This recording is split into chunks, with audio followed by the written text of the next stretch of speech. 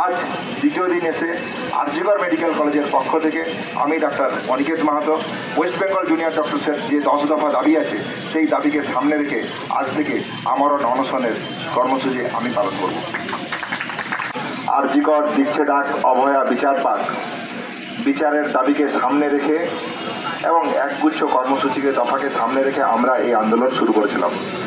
সেই আন্দোলনের জায়গা থেকেই, বৃহত্তর এবং ব্যাপকতার জায়গা থেকেই West Bengal junior doctors front তৈরি হয় এবং সারা ভারত থেকে সারা দেশের প্রতিটি কোণায় আমরা এই আন্দোলনকে ছড়িয়ে দিয়েছি। সেই জায়গা থেকে সহযোদ্ধা যেমন বললেন যে আজ জয়নগরেও আমাদের প্রতিনিধি দল গিয়েছিল ওয়েস্ট বেঙ্গল জুনিয়র ডক্টরস ফ্রন্টের পক্ষ থেকে। আমরা যেটা বলেছি, যা বলতে চাইছি সেটা এটাই, অভয়ার ন্যায় বিচারের দাবিতে জুনিয়র ডাক্তাররা যেরকম আন্দোলন করছে ঠিক সেইভাবেই দ্বিতীয় অভয়া যাতে না হয় তার আটকানোর জন্য আমরা যেমন যে 10 দফা কর্মসূচি, 10 দফা দাবি ওয়েস্ট বেঙ্গল জুনিয়র ডাক্তার ফ্রন্টের পক্ষ থেকে আমরা রেখেছি। এবং পাশাপাশি এটাও বলছি যাতে পশ্চিমবাংলার বুকে যে কোনো অভয়ার বিচারের দাবিতে West Bengal junior doctor front সবসময় কাঁধে কাঁধ মিলিয়ে লড়াই করবে। আমরা তাদের জন্য দাবি তুলব, তাদের ন্যায় বিচারের সাথে আমরা সবসময় পাশে থাকব। আজ অনশনের দ্বিতীয় দিন। আপনারা জানেন, সংবাদ মাধ্যমের প্রতিনিধি থেকে সাধারণ মানুষরা জানেন, আমাদের এই আন্দোলন থেকে উঠে আসা একটা অন্যতম দাবি ছিল কলেজে কলেজে ভয়ের পরিবেশ এবং থ্রেট কালচার। এই আন্দোলন থেকেই মনে হয় এই শব্দবন্ধ তৈরি হয়েছিল। সেই জায়গা থেকে আমরা আরজিকর রেসিডেন্ট ডক্টর অ্যাসোসিয়েশন 59 জনের, প্রথমে 51 জন, পরে আবার অ্যাড হয়ে 59 জনের টোটাল তালিকা আমরা ইনকোয়ারি কমিটির কাছে রেখেছিলাম।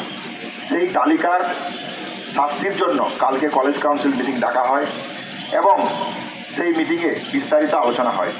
আপনারা সেই মিটিংয়ের বিস্তারিত মিনিটস এবং যা শাস্তি তা আপনারা জানেন।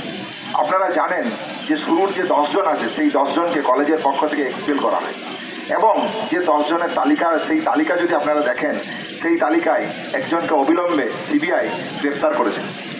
আপনারা যদি সেই তালিকাকে আরও খুঁটিয়ে দেখেন, তারা সিবিআই তদন্তের এই 9 তারিখের ঘটনাকে কেন্দ্র করে সিবিআইয়ের তদন্তের বিচারাধীন বিভিন্ন সময় সিবিআই বিভিন্ন সময় তাদেরকে বিভিন্ন রকম বিচারের প্রশ্নে রেখেছে।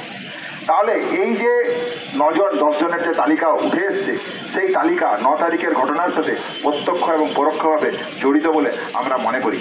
সেই জায়গা থেকে আমরা মনে করেছিলাম এবং আমরা এখনও মনে করি যে এই যে ঘটনা ঘটেছে এবং এই যে 9 তারিখের ঘটনা তৈরি হয়েছে সেই ঘটনার জায়গা থেকে কাল আগের দিনের কলেজ কাউন্সিলিং মিটিংয়ের দিক থেকে আমাদের student West Bengal junior doctors ফ্রন্টের পক্ষ থেকে আমরা সেখানে থেকেছিলাম এবং আমরা শাস্তির দাবি যা রেখেছিলাম সেই দাবি আমরা নিয়ে আসতে পেরেছি।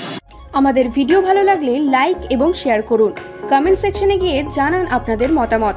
আরও ভিডিও পেতে আমাদের চ্যানেল সাবস্ক্রাইব করুন এবং প্রতি মুহূর্তে খবরের আপডেট পেতে প্রেস করুন বেল আইকন।